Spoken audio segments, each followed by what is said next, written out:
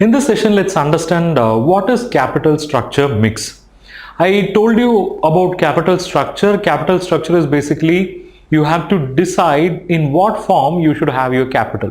Should it be in the form of debt, or should it be in the form of equity, or should it be a combination? Okay, your decision about this combination is called as capital structure mix. So how your capital structure can be? See, if you want to raise funds for the business, you can raise funds in many ways. One, you can go for an exclusive approach where you can say that you will raise funds only by way of debt, or by way of equity only, or by way of preference only.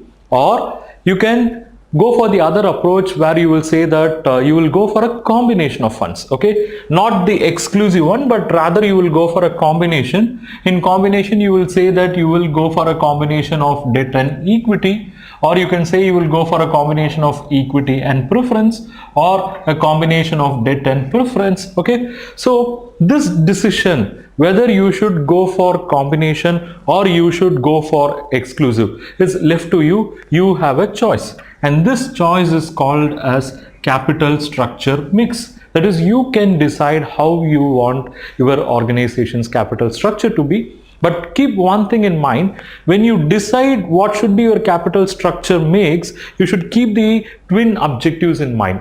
One, when you raise the funds, you have to ensure the cost of funds. Okay, the cost of the funds is as low as possible, so that wealth of the shareholders which are created through EPS is maximum as much as possible.